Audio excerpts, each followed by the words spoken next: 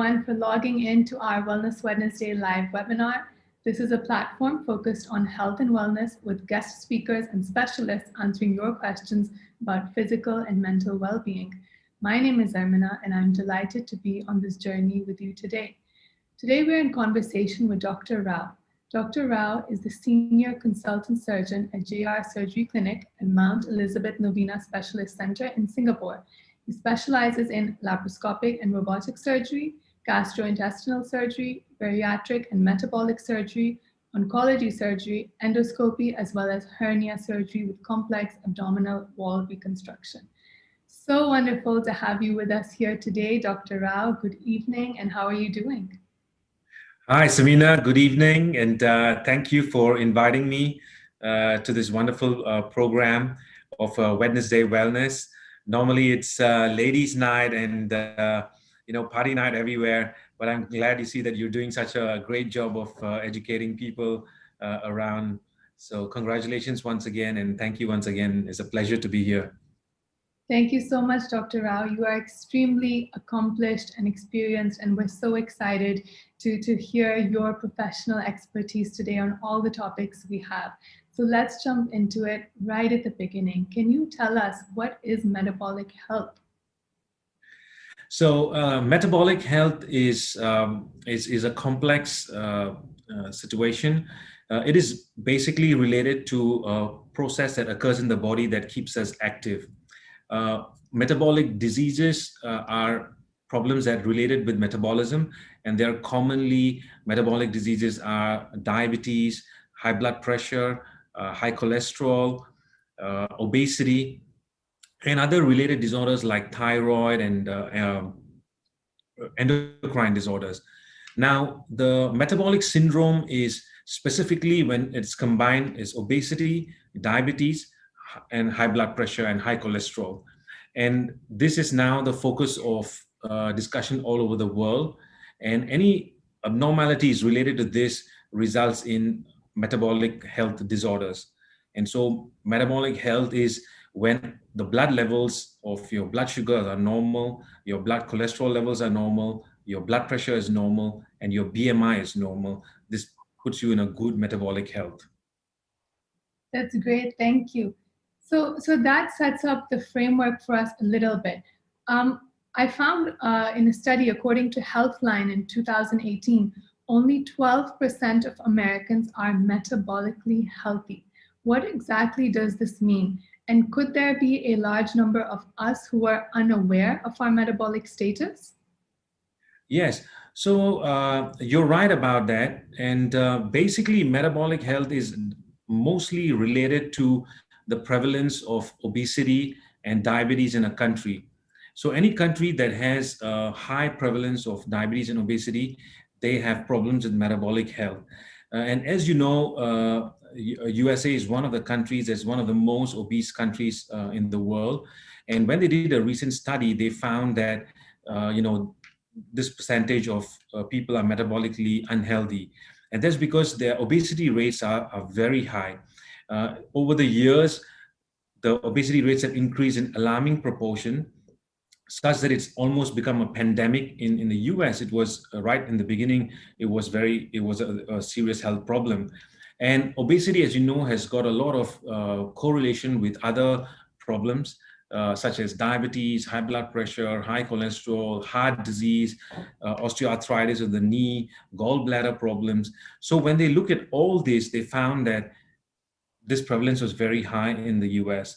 And it's difficult for us to know unless you have experienced problems. So what happens is that in diabetes, you may have a high blood sugar, but unless you're symptomatic, you don't know about it. And you're only symptomatic in a certain, when it's in a quite advanced stage. You may be having borderline high blood pressure and you wouldn't know about it. So you're right in saying that a lot of us may have metabolic disorders, which we don't know. And when we come to know, that's already in a slightly advanced stage. So we're looking at countrywide, but also can we look at the different genders? Are there particular problems or common metabolic health problems particular to different genders as well? And how can one recognize that's an issue that they're facing, they need to prioritize as part of their health. Yeah, so when you look at gender issue, there is not majorly a problem with a particular gender. In general, for some reason, females have a higher metabolic issue, and they seem to have a higher rate of obesity and diabetes. They're multifactorial. We don't know the exact cause. It could be a lot of related because women in general have more endocrine issues going on due to, they're more metabolically, a lot of stuff going on in women because of the periods, the hormonal changes, pregnancies, etc. So in general, the statistics may be higher in women. But if you look on the other side, the people with the best metabolism are young females, active, leading a good exercise. So it only becomes a problem when they're looking at statistics and saying, yes, women have a higher incidence or prevalence of diabetes and obesity. That's great. Thank you. Thank you for that. That does clear up a lot. I think that brings us a little bit to the point of behavioral factors in addition to environment and biology. So we know that some live to eat and some eat to live, and most of us are somewhere in between that.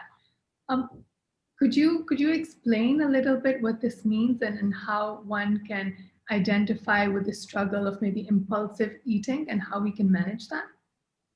Yeah, that's you've put it very nicely about eating to live and living to eat, and this has all got to do with evolution. So if you see right back in time, human beings always had to work to survive. Basically, we were eating so that we can live, and we were working for it and working very hard for it, and we were burning as much calories as and then we were feeling hungry and doing that. But over the course of time, we have, after the Industrial Revolution, people have generally become, we are no longer struggling to survive, and the food has become better and better in a way that it's actually richer. I won't say better, but I would say richer in terms of calories, fat, etc. Now, there are two components to this. There's a nature and there is a nurture. So one is a genetic factor. So of course, if you have obese parents, then you have a higher risk of having obese offsprings. Now, people call it genetic, but actually it's more to do with epigenetics, which means that, of course, you're a person who's eating a lot, your genes change in order to accommodate what you're eating. Now, you can transmit these genes to your offsprings who will have a higher chance of getting obese. But more importantly, it's also that if you're in an obese household and parents are obese, then they're eating the same food and they're passing that to their children. So therefore, they also get what is called as a nurture, and in the surrounding, they also tend to be obese. Now, apart from obesity, there's also other contributing factors. For example, behavioral food and leading of a sedentary lifestyle. So before, we always used to either walk to work, we used to cycle to work, we used to take the public transport. Now more and more people are driving cars. Even work has become more and more sedentary. Everybody's on the computer, working from home, and this has made people burning less calories and leading a more sedentary lifestyle. Children also, when we were kids, we used to be always running out and playing, whereas nowadays kids, they're playing the video games. Even adults, their entertainment mostly is Netflix, and this has led to a sedentary lifestyle. Now compare that also with the food choices that we are having. Uh, Now obesity is, in many countries is a problem. In the developing countries, it's a problem of the rich, because of course in poor countries, very, very poor countries, there's one section of people who are starving and not getting food. But the rich people are eating very heavy food, like foie gras, like wagyu steaks, etc. And they're having metabolic issues. Now, on the other side, now you have fast food, which is very cheap. And therefore, the other problem of obesity is in the low socioeconomic strata. For example, in the United States, in South America, The problem is of in the lower socioeconomic strata, because they're all having fast foods, Burger King, McDonald's. You can get very cheap food, which is nutritionally poor but high in fat content for a very cheap rate, and therefore you have this whole bunch of low socioeconomic strata being obese. So this is like a bipolar problem now, and therefore it has become a global pandemic in the United Arab Emirates and in the Middle East.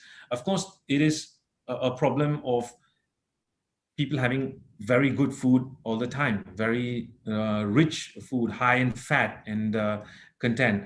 Whereas you have, in Africa, it is a problem where only a certain section of society is having this problem, whereas a lot of poor countries. In places like India, you have both, and you have the rich people having problems because of too much food, and poor people having problems because now they're accessible to cheap but fast food.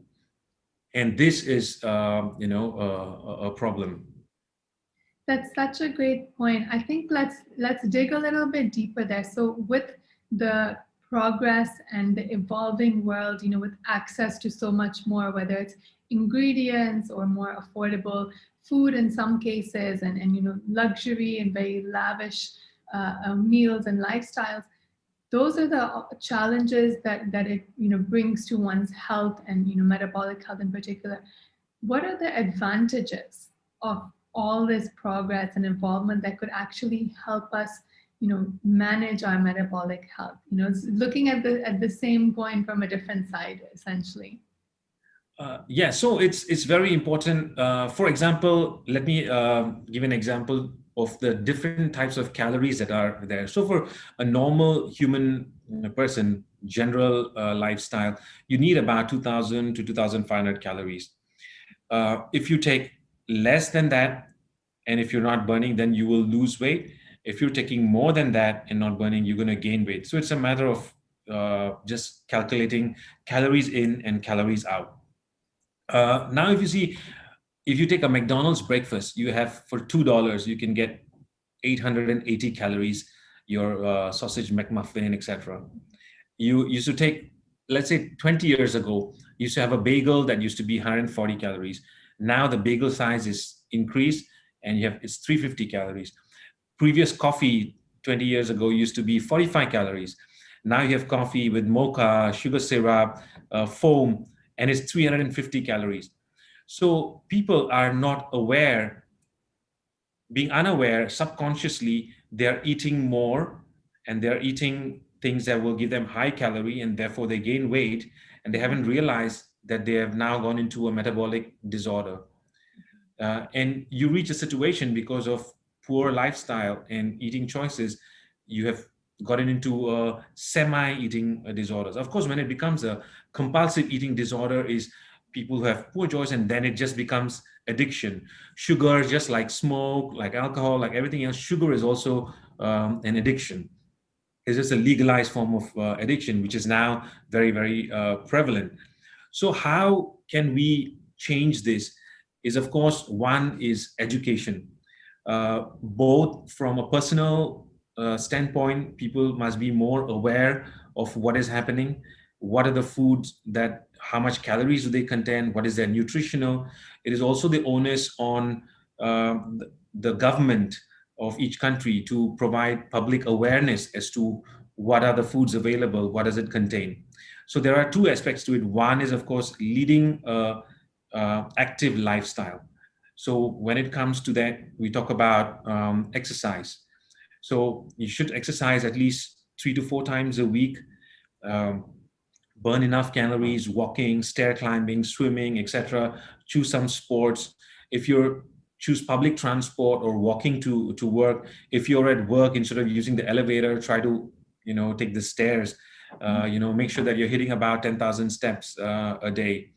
These are small things that we can do to keep ourselves active. Don't sit on your chair for too long. After every half an hour, take a break, walk along. The second important is lifestyle changes. Sleep at regular, get good sleep. Have at least 7 to 8 hours of good quality sleep, and not interfered by watching TV on the bed, uh, and being very active just before sleeping. So you should actually tone down yourself, get yourself into a calm environment, take it easy a few hours before you sleep, and therefore you will get a good quality sleep. Avoid various stresses in life, take regular holidays. And the more important thing is diet, because the only way to control your weight is through diet. As somebody says, you can never out exercise your diet. Because, for example, if you're going to run on a treadmill for half an hour, you're going to burn 125 calories of energy. Now you just take a cup of coffee, and that is your 125 calories. So if you take 3 cups of coffee with milk and blah blah blah, you got to run for 1.5 hours. So you'll never be able to exercise enough as a compensation for a poor lifestyle, or rather diet. Mhm. So it's important that you know what is your diet. Choose nutritionally healthy food. Nowadays, there are apps available. There's things like MyFitnessPal. In Singapore, we have what is called as an IDAT, which is a Ministry of Health app that will actually look at all your local foods and will tell you how many calories are there. And that way, you can plan. Also, go for regular health screening, metabolic screening, to see what your BMI is. Because the way to keep yourself healthy is to have a good BMI. Now, what's a normal BMI? Your normal BMI is between 18 to about 25 to 20. For Asians, it's around 23.5, but in general, 25. Now, Mhm. 25 to 30 is overweight, and more than 30 is considered obese. So people should know what their BMI is. Now, is this BMI an absolute indicator of good health? No, because you could be in the gym, you could have a strong muscle mass, and you could have a high BMI. So it's not the best indicator, but it is currently best at what we have. And you could choose BMI as one of them. Of course, when you go for health screening, we do things like body fat analysis. So you could see what your composition of your body is. So if you're really healthy, you're working out in the gym.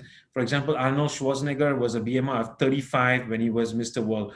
So, but it was all pure muscle. So if you're like that, then that's all right. But if you're a BMI of 35, but you have a high body fat, now that's unhealthy. So you could get yourself a body fat analysis. There are other tests now, for example, caloric tests and stuff, to see what your metabolism rates are.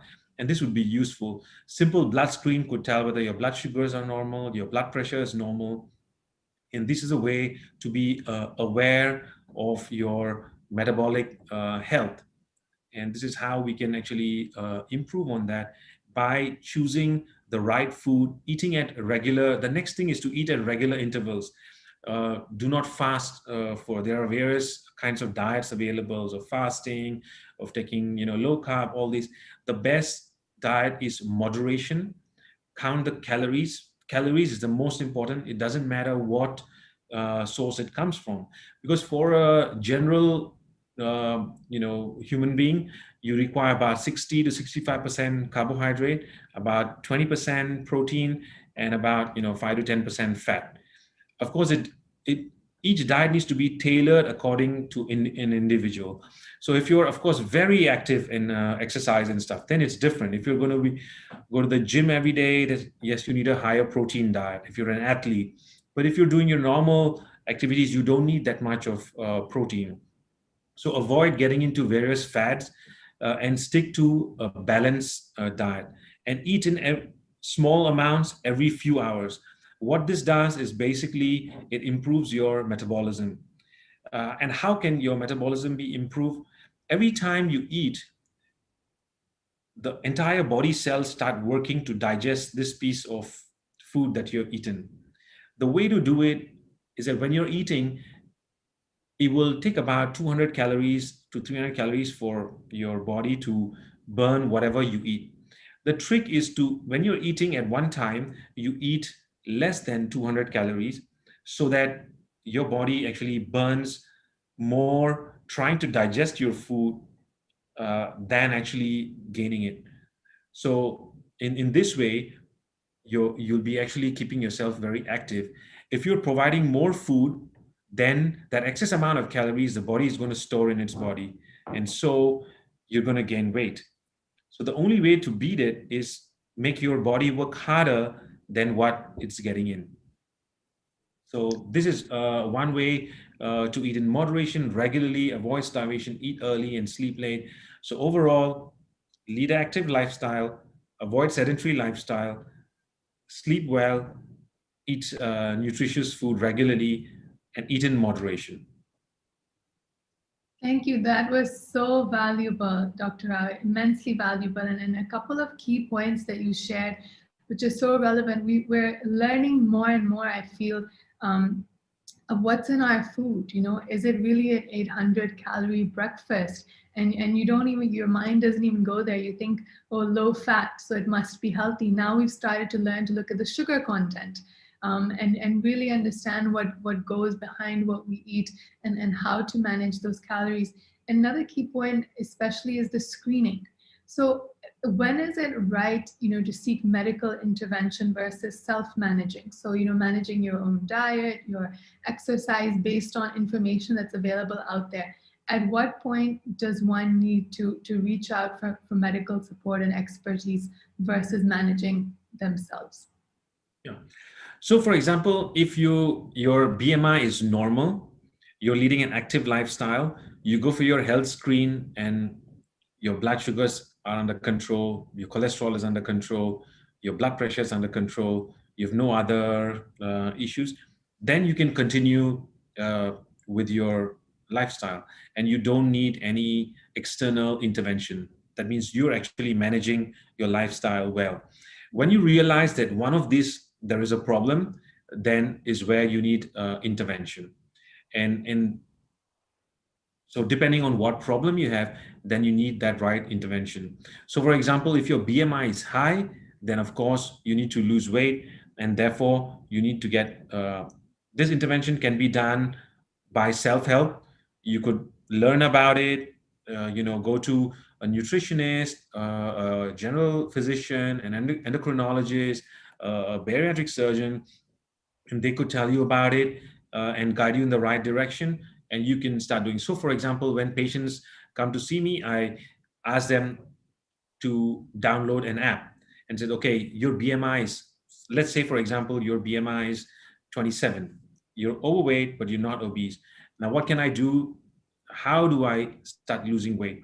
So you can download this app to say, okay, I want to lose 3 kgs in 1 month. And so you can now start maintaining a food diary. And your food diary, when you put in, okay, today morning I had coffee, this is the coffee, and it will tell you this much calories and this much calories. So in a whole day, you've got now your food diary, which just tells you how much calories you've taken in. Now you've got your Fitbit that will tell you how many calories you're burning out. And normally, as I said, it would be around 2000, 2500 calories. So if you're taking now more than this much calories, now you need to start cutting down on your intake. So you slowly start eliminating. So if you've been having 2 portions of rice, you reduce by half portion. So if you can do this self-help, and so what we do is targeted therapy. That means, okay, let's do this for 1 month, and you come back and you need to lose 3 kgs. And then if you're doing that, then you can continue with your self-help. If you fail in 2 attempts, so 6 months you try this is fail, well, then we'll do what is called as a guided therapy. So our dietitian will basically ghost you. Well, ghost in the wrong word, will actually shadow you rather, and and we'll see. So every time you're eating, you can message. We have an application that will actually follow the patient, and the dietitian will say, okay, every time he eats, he will put in, and the dietitian will tell you on real time, say, okay, this is your calories, stop, don't eat too much. You can take pictures and show it to that. This is what we do, so that it's under supervision, and this is ways which you can basically lose weight. But of course sometimes it's difficult. So if you're on this borderline, then you can do it. But if your BMI is say 35, 40, then we know that sometimes even with just diet and exercise, it's difficult to lose weight. So for example, exercise too, we can have a private so-called a physiotherapist or an exercise coach who will give you the right kind of exercise. But as I told you, if you're exercising but you're not following a diet, you're not going to lose weight. Exercise is done only to maintain a healthy lifestyle, but is not necessarily to lose weight. So that's great. You mentioned a few approaches, such as a food diary in the cases that somebody, may have a higher BMI or be at risk but not quite obese. Would you recommend these also as a preventative measures that one could take, to avoid getting in that scenario? Yes. So because you're right in the sense we don't know what we are eating and how many calories does it contain. So when you start off with a food diary, you measure everything. Once you've measured this, now you know what it contains. And after a week, 2 weeks, 3 weeks, a month, now you have an idea. Okay, I'm drinking half a cup of coffee, and this is black coffee. There's no milk sugar. It contains 45 calories. So now you know what the calorie content is. I'm going to eat 1 cup of rice, and you know how many calories it contains. So you know by the end of the day what is your approximate calorie intake. And if you're following that and you're getting results, then you continue with that intervention. That's great. And now let's look at those who do fall under the obese category with extremely high BMIs and severely overweight. Experts say that bariatric surgery can result in long-term weight loss and significantly improve physical and emotional health, as well as longevity. This sounds very good to be true. Can you tell us a little bit about bariatric surgery? Yes. So bariatric surgery or metabolic surgery is done for individuals who are obese, either with or without comorbid conditions. Mhm. Now, as I told you before, the cutoff of BMI, and we generally use BMI as a, as a standard in which when we decide for levels of intervention. So, for example, if your BMI between 23.5 and 27.5, but for let's take it 25 to 30. So if you're overweight, 25 to 30, then you're overweight, but you're not obese. And now these group of individuals require, as you said, supervised intervention. And this will be lifestyle change, diet and exercise. And if these things don't work, sometimes we will use medications. Medications have been tried for quite a while. The problem is that medications are not sustainable and they have a lot of side effects. And so these side effects have made this thing very difficult for you to be able to be sustained on medication and attain long-term benefits. Now, once you come to a BMI of 30, there are other minimal interventions that you can do. For example, like a gastric balloon. This gastric balloon will help you to lose some amount of weight. So usually for overweight individuals, but they are not obese, then one of the things that they could try is a gastric balloon to see whether they can lose weight with that. Um, and they have shown good results in this group of patients. However, gastric balloon again is temporary. You can only keep the balloon for about 3 to 6 months, and then you have to take it out. And long-term results show that after you take it out, almost 90% of the people will regain back their weight after a particular time. So it is a temporary intervention. Okay. So And where does now bariatric surgery come in? So usually, if you are a BMI of, in the Western context, 35 and above, without with any single comorbidity related to obesity, or if your BMI is 40 and above, without any comorbidity, then you are suitable for bariatric surgery. In the Asian context, we use slightly lower BMI. So in, for example, in Singapore and in Asia, if your BMI of 32.5 and above without with any comorbidity, or 37.5 and above without any comorbidity, then you're eligible for bariatric surgery. Now, why is there slightly lower BMI we use in Asia? Is because Asians, when you compare to Caucasians for the same BMI, Asians tend to have a higher rate of metabolic problems associated with obesity. So for a Caucasian individual who is 35 versus an Asian individual 35, Asian individual will have a higher incidence of comorbidities. So therefore, we use a lower BMI cutoff so that we can do a better intervention slightly earlier. And so this is the cutoff that is used for bariatric surgery. And now why we use bariatric surgery? Because bariatric surgery has been shown now with results, long-term results, that it is one of the most effective ways to lose weight and maintain this over a prolonged period. So they've done extensive long-term studies. So what they did was, and this was published in the New England Journal quite some time back, and now therefore it's become a standard of care.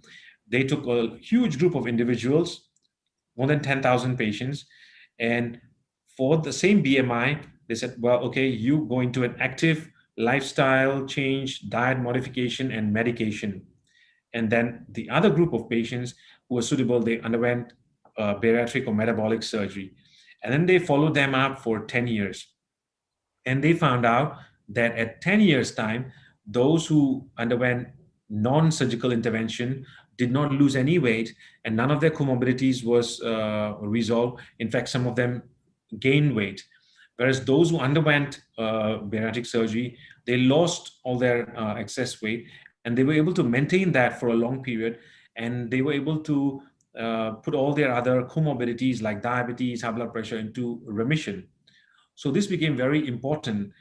The other studies done that showed that those who were a BMI of 35 and above, less than 5% could lose their weight that is required for you to lose just by diet, exercise, and medications. And so bariatric surgery became kind of like a gold standard for individuals who are obese with any medical problem, because this is one of the only things that is sustainable. Mhm. So should one think of bariatric surgery as a last resort when all else fails? Or are there other treatment pathways equally as successful? Or should bariatric surgery be the first option should you qualify for it? Yes. So this is an absolutely fantastic question. And it is something that even in the medical world has been struggling with me. And you're right, because when you talk about, oh, the big question, why would you want to undergo surgery to lose weight? And the mental stigma associated, I just need to lose weight. Why do I have to undergo surgery? That seems to be a bit radical, and I'm going to keep that as a last option for you, for me, myself, to lose weight. Now, that has resulted in the problem. Yes, in an ideal situation, nobody wants to do surgery for anything, right? Even if you had a cancer, why would you want to do? Can I do something less intervention? Yes.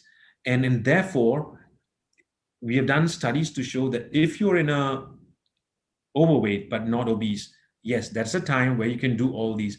But if you became obese, then the chance of you to lose, and again, I don't mean it badly, because this is what I call the inconvenient truth. For example, if your BMI is 40 and you are going to try to lose weight by diet and exercise, and I'm going to wait till the end, less than 5% of these people are going to lose the weight required for them to be healthy. They keep losing a little bit of weight and then they regain it, a little bit of weight and then regain it. And that time, their health problems are going to worsen. So once you have diabetes, then once the longer you have diabetes, the more complications of diabetes it can be associated with. And diabetes will result in end organ damage, mainly to your kidneys, to your liver, to your heart. And by the time you start getting heart problems, liver problems, kidney problems, yes, then it is a bit late. And then sometimes even the surgery may not be that effective. So again, studies done to show, and maybe later I'll just run through some graphs to show how it helps. Studies have done that when you do an early intervention, then the results are much better. So if, for example, you've had diabetes less than 5 years, you do extremely well, and undergo complete diabetes remission, more than 80, 90 percent, and you can sustain this for a long period, and then you're basically, you don't have to have problems. Even patients who have diabetes on medical treatment, the sad truth is that less than 30% of them are actually able to maintain the blood glucose levels at an optimal level in spite of being on medication. And this is all over. Again, I'll show you later in the graph. Maybe I can even show you right now. May I share a screen? Please do. All yours.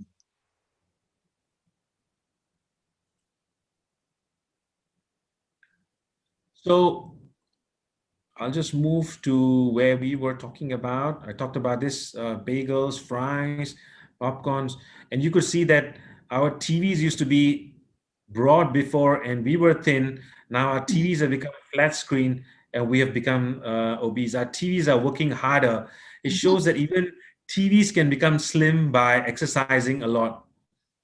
What a great And illustration. yeah. So let's look at this particular graph that I'm showing. This is the diabetes control for patients who are on diabetic treatment. So you can see that in Singapore, only 33% of the patients who are getting treated with medications for diabetes, they are actually under control. The ideal way to have good control is we want this HbA1c to be below 7, and only 33% in Singapore, 37% in India, 22% in Malaysia, 40% in Korea. Only these percentage of people are able to have a normal levels in spite of being on medication. And therefore, by waiting, you're going to get risk of diabetes like microvascular problems, kidney disease, nerve problems, etc. So, so this is the main issue. And even you look at things like cholesterol and blood pressure. These are patients. This is the U.S. National Statistics report, and you can see that cholesterol, in spite of people being on cholesterol medication, 41% are not able to maintain their blood cholesterol levels. And blood pressure, half the people are not able to maintain their blood pressure in spite of being on medication. So diabetes has treatment also has revolutionized in terms of, let me just show you that. So this was the study that I was talking to you about. You can see that these were the patients who didn't have any surgery, lifestyle, medication, etc. And these were the patients who underwent bypass, and those who underwent lost all their weight, and they were able to maintain that for more than 10 years. Look at the blood sugar levels of 5 years, medical versus surgical group. Surgical, they lost it. You want it below 7, they were all at 6, and they will maintain it for 5 years. Whereas those on medication, you can see that it's going up and down, and it's still not under control. So that's the reason why. And you talked about this excellent question of early versus late intervention. And you can see that those who underwent early intervention had the best outcomes compared to those who had late interventions. Even those you have late interventions, you're able to, but it's better to do it at early. Now, what happens is that unfortunately, a lot of the patients are also being managed by medical doctors, and those who are not being in touch with what is the current literature, they find they keep giving them medications, and really when it's cannot be controlled, they send them for surgery. But now with the current doctors being more aware of the early benefits of surgery, people are starting to send them more and more early so that better outcomes can occur. So there are definitely, several benefits and advantages. Are there any side effects or, um, you know, uh, if effects of bariatric surgery that somebody should be aware of before making this decision? Any complications or side effects? Yeah. So in general, metabolic surgery has reached a situation where it has become quite safe. It's the safety is we have less than 5% complications for standard procedures. It is also done in a keyhole method, so it's not like major cut. We just put about 5 small holes, and we do it laparoscopically, or we do it with a robotic assisted. Usually the stay is just 1 to 2 days stay, and it's generally quite safe. As of every surgical procedure, there are minor risks are there. The risks, of course, general risks such as heart attack, stroke, etc., and risks of surgery like bleeding, leakage, and stuff. Um, of course, there are some long-term implications. One will need to take sometimes vitamin supplements throughout to replenish it if they don't follow a proper diet after surgery. But of course, the complications are less. But when I look at the complication rate of you not undergoing surgery is more than the complication rate of if you underwent surgery.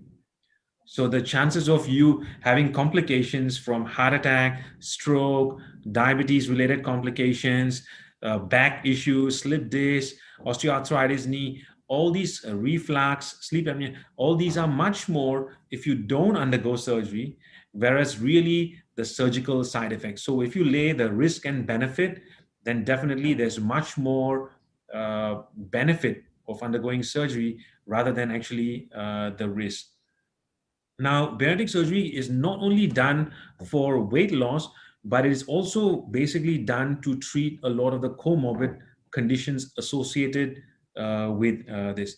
Now, what are the conditions that are associated with obesity? If you are obese, you have more than 3 times the risk of getting diabetes, high blood pressure, high cholesterol, reflux, sleep apnea, insulin resistance.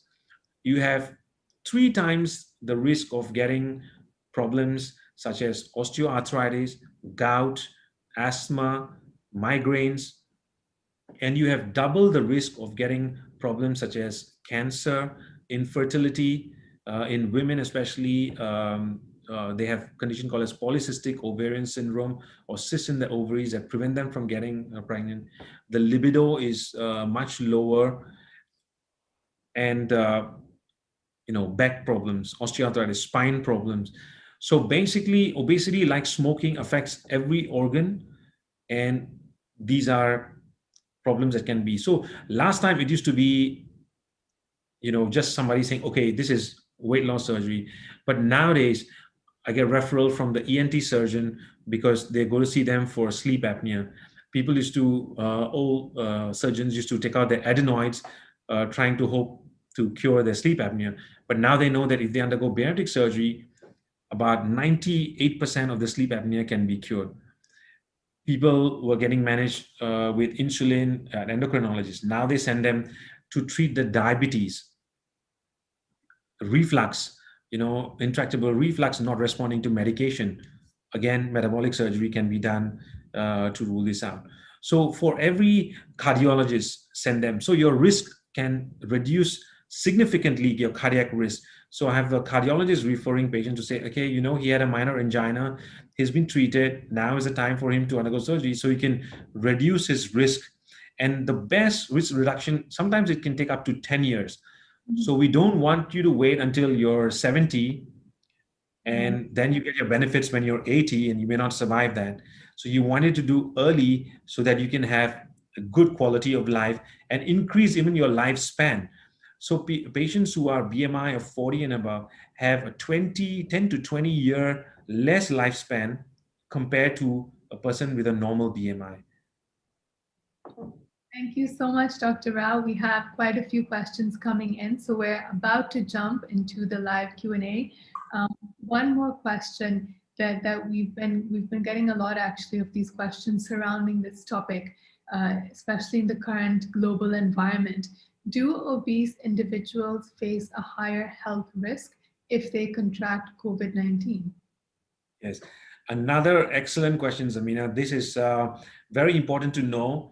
And I call this a pandemic within a pandemic.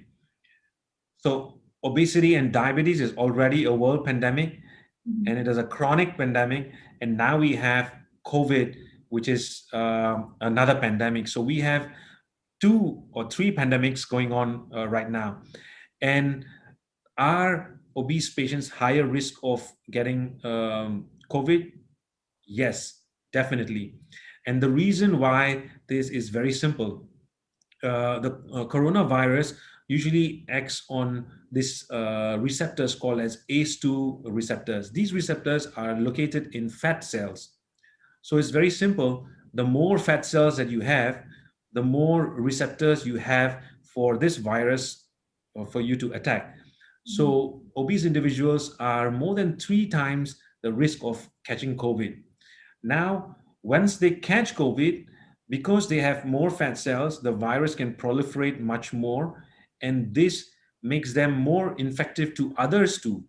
So they are not only having a chance of getting COVID, they're also higher risk of transmitting it to others because they have a high viral load.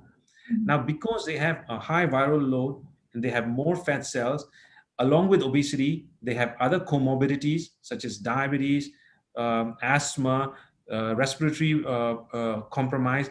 They don't breathe and they don't expand their lungs as much as normal individuals. This makes them more prone to get a severe form of COVID. So if you're normal individuals, you may get COVID, you may be asymptomatic if you're healthy, many of them, you may have a mild cough and cold. If you're obese, you have a three times higher risk of making it severe. And once you're severe, so the data shows that, you know, patients who are obese have three times higher risk of getting into the ICU. And when you're in the ICU, obese patients have three times higher risk of dying. So you're basically just multiplying this. So this is why we call it a pandemic within a pandemic, that uh, this is a problem. Now, the advantage is that currently, if you undergo bariatric surgery, you will probably lose your, what we aim in bariatric surgery is for you to lose about 50% of your excess body weight. So what does that mean? So for example, myself, I'm about 180 centimeters. My ideal body weight should be between 75 and 80 kgs. So if I'm 120 kgs, then I'm 40 kgs excess body weight. And the aim is that I lose at least 50% of my excess body weight. So if I lose 20 to 30 kgs, well, then I've, you know, got a lot of metabolic benefits with this excess body weight loss. And in bariatric surgery, you can achieve this within about 6 months to a year. So if you go to have it now, in 3 to 6 months, while we are still in semi so-called lockdown with social distancing, you could actually lose your weight, become healthy within 6 months, and then you have even a less chance of catching COVID in the future, where we don't know now what's going to happen in the world, third wave, fourth wave, and at least you could intervene now so that you become metabolically healthy within the next 6 months to a year. Great, thank you. Well, Dr. Rao, let's jump straight into the Q&A. From one of our viewers, we have a question. This individual is a young male based in the UAE. He says, my BMI is high and I have sleep apnea. Would it be considered safe for me to do the surgery? Are there any concerns with that kind of scenario? No, in fact, the treatment for sleep apnea with a high BMI is metabolic surgery. It is a Okay. treatment for sleep apnea. So if you're having sleep apnea and you are high BMI, then you are the perfect candidate to undergo this surgery, and it will help you. So usually what I do is I work with an ENT specialist or a sleep apnea specialist, because if you're having severe or moderate or severe sleep apnea, usually you'll be put in what is called as a CPAP machine that will help you to sleep, and it will prevent you, because the problem with sleep apnea is sometimes you could choke in your sleep and you could suddenly die in your sleep. That is the main problem of sleep apnea. And this particular machine helps you to keep your airway patent so that this won't happen. So we work with the ENT doctors. They undergo metabolic surgery, and on the first and second day, they use that. the machine, and then after that, once they start losing their weight, then they can be off that machine. In fact, usually within a few weeks to a month, they're off the machine and they start improving already. So depending on what BMI is there, it can be done, and this is a treatment for sleep apnea.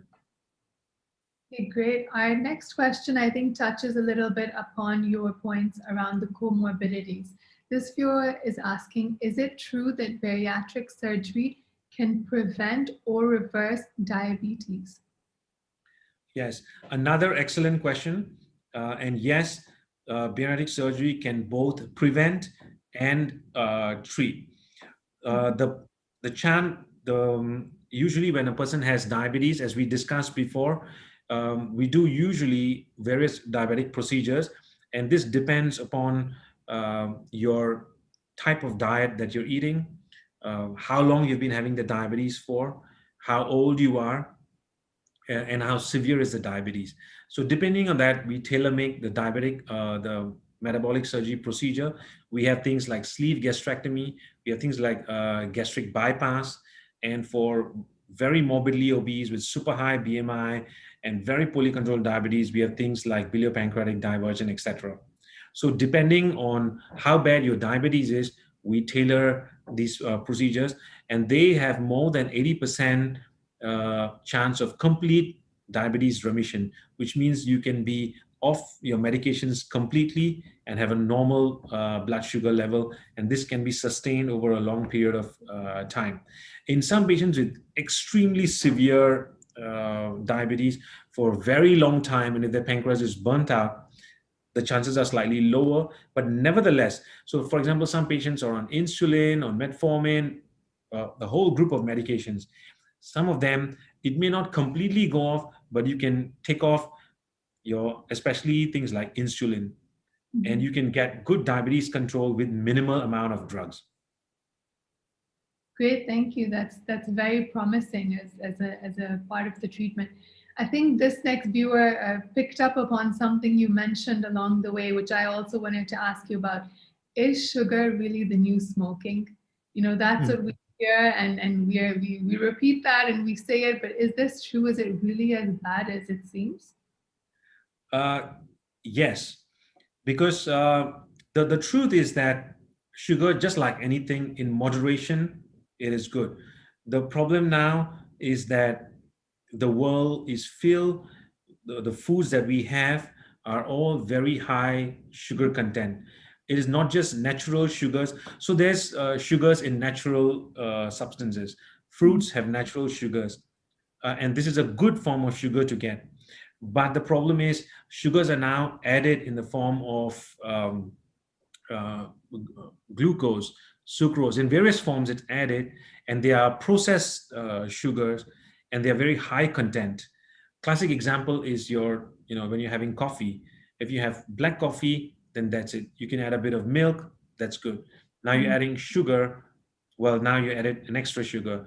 And now you have things like caramel Yeah. macchiatos, or caramel latte. You have foam that is again with sugar foam and chocolate foam and mocha, and all these are again uh, additive sugars. So sugars added to everything, including, and the biggest culprit is high fructose corn syrup. And as you all know, corn syrup is added for everything. You look at your content, right from tomato sauce to noodles to uh, even corn syrup, if you look at it, is added to tires. So uh, it's in everything, and these make it the sugar content very high. So yes, sugar is the new smoking killer. Thank you for a clarification on that. Our next question kind of goes in the opposite direction, asking about diet soda drinks. Is it true that diet soda drinks can cause metabolic syndrome? Is there a correlation there? Yeah, so if you look at the diet sodas, we're just talking about sodas first. For example, fizzy drinks, aerated drinks such as Coke, Pepsi, all these. If you look at their sugar content is extremely high. The one glass of Coke is 800 calories. Calories, and the sugar content is extremely high. The sugar is again high fructose corn sugar, modified sugar. Now, what the again, I don't mean to insult all these beverage companies, but what they have done is replace and said that now you have low uh, so-called calorie, so-called Coke Light or Coke Zero, and the problem is, yes, the calorie content is the sugar content is low, but they have replaced now with artificial sweeteners. And these artificial sweeteners, while it's not bad for your diabetes, it's can cause things like cancer and stuff. So you're substituting diabetes to something else. To me, the best form of beverages are natural beverages, fresh fruit juice with no added sugars, fresh vegetable juice, and sky juice, water. Right. Sky juice. That's a good one. I'll remember that. That's a great one. We'll take our last question of the session, Dr. Rao. If I have genetic high blood pressure, can I still be considered metabolically healthy? Uh, it's a definition. So by definition, your blood pressure is high, and therefore, if your blood pressure is high, then yes, it's metabolically not healthy, and you would need uh, various interventions. If you can follow a lifestyle change with exercise and diet, and if your blood pressure is under control, well, that means now you become metabolically healthy. If you're taking medications and your blood pressure is under control, well, you're still metabolically healthy. Right. Okay, well, great. Thank you so much, Dr. Rao. It was so invaluable to have you here with us. Would you have a closing message for our viewers today? Again, Zamina, thank you so much. And it's been a pleasure chatting to you. And I hope I was able to transmit my thoughts to everybody who was watching. And thank you to the viewers for taking time of your busy schedules to listen to me banter about our pandemic. So all I would encourage is that we lead a healthy lifestyle, eat carefully. We should, as Zamina says, eat to live and not live to eat. That's a good one too. And yes, and if you're in that lifestyle, please maintain it. If you're having problems with your diet, lifestyle, if your BMI, if you have any metabolic issues, we're always there to help you at various levels. If you're in Singapore, of course, you know where to find. If you're overseas, we can always consult. Let me just share my screen again.